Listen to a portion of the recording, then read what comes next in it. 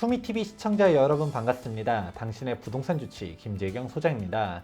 최근에 정말 중요한 발표가 있었습니다. 대대적인 종부세 완화 정책이 발표가 되었는데요. 결론부터 말씀드리자면 정말 파격적으로 낮췄습니다. 자료를 한번 보도록 하겠습니다.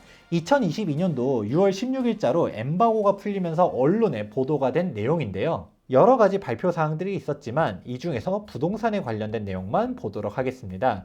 먼저 눈에 띄는 사항은 분양가 상한제를 개편하겠다.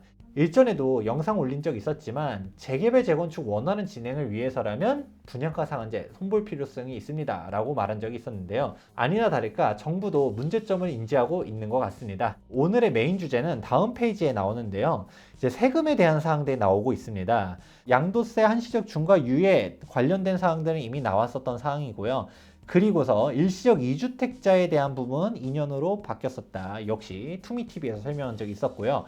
2022년 공시가 상승에 따른 부담이 워낙 강력해지다 보니까 2020년 수준으로 환원하도록 하겠다라고 발표했는데 그에 따른 실질적인 대상들이 하나씩 나왔습니다. 우선 첫 번째로는 재산세 같은 경우는 1세대 1주택자에 한하여 공정시장가액 비율을 기존 60%에서 45%로 하향을 하겠다라고 하였고요. 이게 정말 중요한 건데 종합부동산세 같은 경우는 공정시장가액 비율이 원래 올해 즉 2022년도는 100%로 갈 예정이었었지만 이것을 60%로 하향하겠다라고 했습니다. 공정시장가액 비율 하향은 1세대 1주택자만 해당되는 게 아니라 다주택자들도 모두 다 적용되는 거니까 중요한 사항이라고 볼 수 있고요.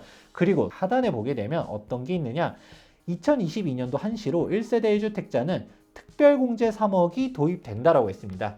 그러면 우리가 기존의 11억 공제가 14억 공제로 바뀐다. 종합부동산세는 일시적 2주택을 인정해주지 않았었거든요. 일시적 2주택과 상속주택 등 불가피한 사유에 있는 경우들도 종합부동산세에서 1주택자로 보도록 해주겠다라고 했습니다.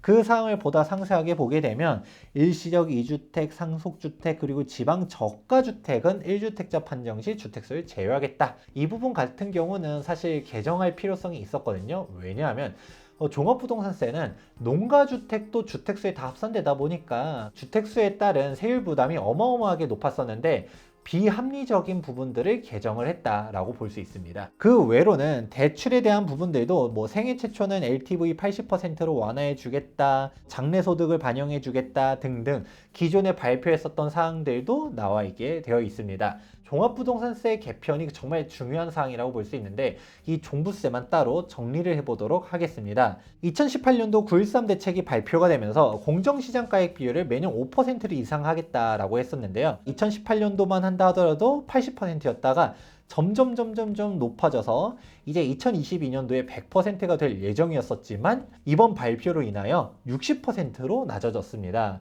그러니까 보다 획기적인 대책이라고 할 수 있는 것이죠.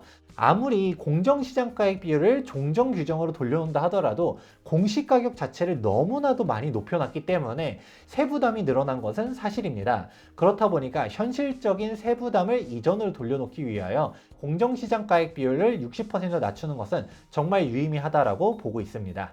해당 공정시장가액 비율 인하는 다주택자, 1주택자 상관없이 모두 다 적용되는 사항이라고 볼 수 있는데요.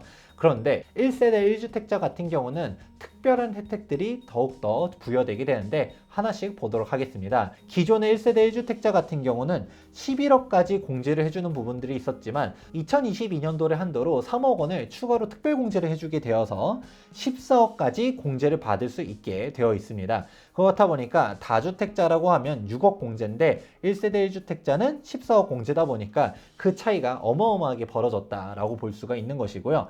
그리고 또 중요한 사항은 이전 정권에서 발표한 사항과 시너지를 얻을 수 있습니다. 공동주택 가격을 미친 듯이 올리면서 발표한 사항 중 하나가 코로나에 대한 부담들이 나타나다 보니 세 부담을 안정을 위하여 1세대 1주택자 같은 경우는 2022년 재산세와 종부세의 과세표준 산정 시 2021년도 공시가격을 적용하겠다라고 발표를 하였는데요. 이게 맞붙게 되면서 어마어마한 시너지가 형성되게 되었습니다. 이 부분은 종합부동산세 계산 순서를 보시게 되면 보다 정확하게 알 수 있는데요.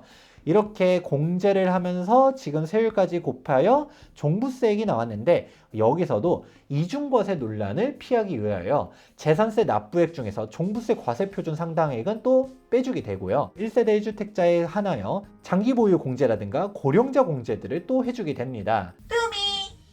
1세대 1주택자를 한다 하더라도 고령자 공제라든가 장기 보유 공제라든가 받게 되면 실질적인 세부담은 더 낮아지게 될 것이고요.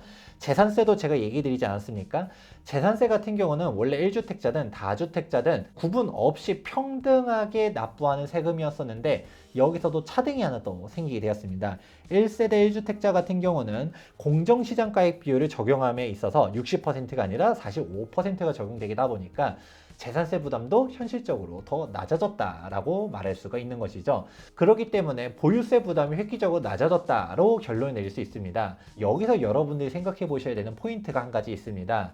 이전 정권이나 현 정권이나 양극화는 계속된다는 것인데요. 성격이 다르게 합니다. 전 정권 같은 경우는 1주택자고 다주택자고 과세 표준이 다 높이다 보니까 너무나도 힘들어지는 부분들도 있었었고, 특히 다주택자 같은 경우는 못 살게 굴면서 힘들어지는 부분들이 있었던 반면에, 현 정권에서는 다주택자에 대한 규제는 그대로인 반면에 1주택자에 대한 규제를 획기적으로 완화해 주다 보니까 세부담이 개선되면서 1주택자와 다주택자 간의 세부담 차이가 더 벌어지고 있다라고 정리할 수 있습니다. 종합부동산세율을 보시게 되면 직관적으로 아실 수가 있습니다.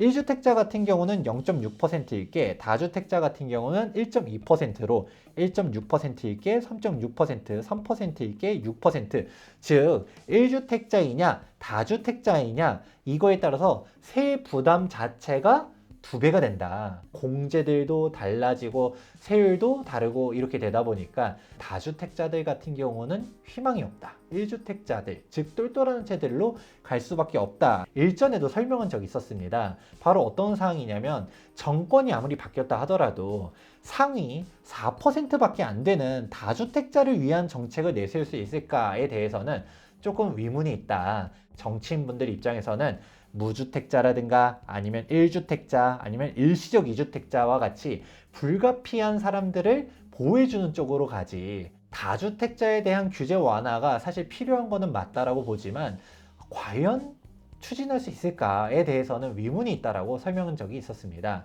미래는 어떻게 될까요? 바로 양극화입니다. 제가 경기 전망을 하면서 항상 강조했던 사항이 무엇이었나요? 다주택자 규제 강화를 하다 보니까 지역별 양극화, 상품별 양극화가 나타나면서 소위 말하는 똘똘한 한 채 선호 현상이 나타난다라고 말하지 않았습니까? 문재인 대통령 취임 이후 전국 아파트 누적 변동률을 보게 되면 비싼 곳들이 더 비싸졌다라는 사항들을 알 수가 있는데요. 서울만 하더라도 평균 61%가 넘게 올랐습니다. 더 무서운 거는 서울 내로 들어가게 되면 서초, 강남, 용산은 제일 많이 올라간 것 같은데 더 비싸지고 있다는 것이죠. 아무래도 부자들 입장에서는 현금 가치를 보존하기 위하여 실물 자산을 움직이고 있는 게 현실인데, 여기서도 다주택자가 되면 세금이 터져나가는데 똘똘한 한 채로 가게 되면 세부담이 완화되다 보니까 이런 똘똘한 한 채 선호 형성이 훨씬 더 강화되고 있다, 이렇게 정리할 수 있는 것이죠. 지금 내가 다주택자라고 하면 애매한 주택들은 좀 정리할 필요성이 있는 것이고요. 그리고 다주택자로 간다 하더라도 제가 항상 강조드리죠. 세금 세팅을 하면서 현명한 다주택자가 될 필요성이 있습니다. 지금까지 2022년 6월 16일 발표된 보유세 완화 정책과 앞으로의 정책 방향성까지 설명해 드렸습니다. 본 영상이 앞으로의 부동산 시장을 판단하는 데 도움이 되었길 바라면서, 도움이 되셨다면 좋아요와 구독하기 눌러주시기 바랍니다. 지금까지 부동산 주치 김재경 소장이었습니다. 감사합니다.